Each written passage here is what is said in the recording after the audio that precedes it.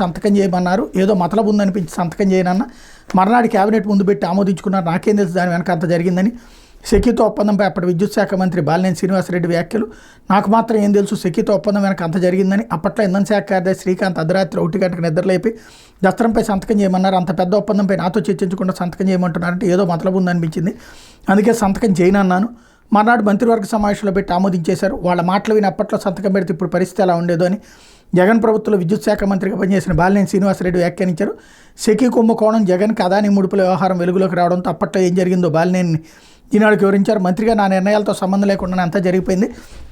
అలాంటి ఒప్పందాల గురించి ప్రభుత్వ పెద్దలు నాకెందుకు చెప్తారు? అడపాదడపా శ్రీకాంత్ వచ్చి సెకీతో ఒప్పందం అని చర్చించేవారు. పూర్తి వివరాలు ఎప్పుడు చెప్పలేదు. సంబంధిత మంత్రినైనా ఒక్కచోట నేను సంతకం చేయలేదు. మర్నాడు కేబినెట్ సమావేశం ఉందనగా అర్ధరాత్రి 1 గంటకు శ్రీకాంత్ ఫోన్ చేసి సెకీతో ఒప్పందం దస్త్రంపై సంతకం చేయాలన్నారు. పూర్తి వివరాలు తెలుసుకోకుండా ఎలా సంతకం పెడతామని నా పిఎస్ అంతకుముందే అప్రమత్తం చేశారు. దాంతో నేను నిరాకరించాను. కాసేపటి తర్వాత శ్రీకాంత్ నా అదనపు పిఎస్కి ఫోన్ చేసి సంతకం పెట్టకుండా దస్త్రాన్ని మంత్రిమండలి సమావేశానికి పంపాలని చెప్పారు. ఆయన చెప్పినట్టు ఉదయం మంత్రిమండలి ముందుకు తీసుకెళ్ళి కేబినెట్ అనుమతితో ప్రభుత్వం ఆమోదించింది. ఇందులో ఎక్కడా బూతు లేదు.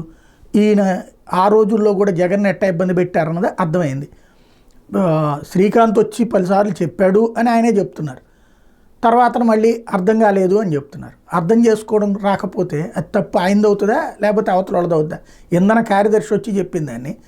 అంతకుముందు ఉన్నటువంటిది 4.5 రూపాయలకి యూనిట్ కొనుగోలుకి పెడితే ₹2.49 యూనిట్ వస్తుంది.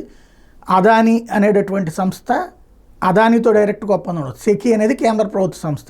కేంద్ర ప్రభుత్వ సంస్థ రాష్ట్ర ప్రభుత్వం ఒప్పందం కుదుర్చుకుంటుంది. అదానీ వాళ్ళు సెకీకి కరెంట్ ఇస్తారు. ఆ కరెంటుని సెకీ రాష్ట్రానికి ఇస్తుంది. ఇది అర్థం కావాలి. ఆ అర్థం కాకపోవడం మంచిదైందేమో. ప్రస్తుతానికి ఈ వార్తలు చూసేసి భయపడిపోతే ఇప్పుడు ₹2.49-45 కంటే తక్కువకి ఇచ్చేవాడు ఎవడన్నా దొరికితే తీసుకోవచ్చు.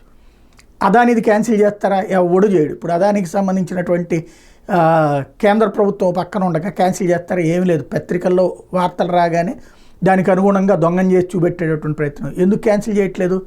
అదానీలును, అంబానీలు లేకపోతే కనుక భజంకాలు వీళ్ళందరూ లేదు అనుకుంటే అప్పుడు ఏం చేయాలి? రాష్ట్రాల్లో బడ్డీ కొట్లు, చిల్లర కొట్లు పెట్టుకుని బతకాలి.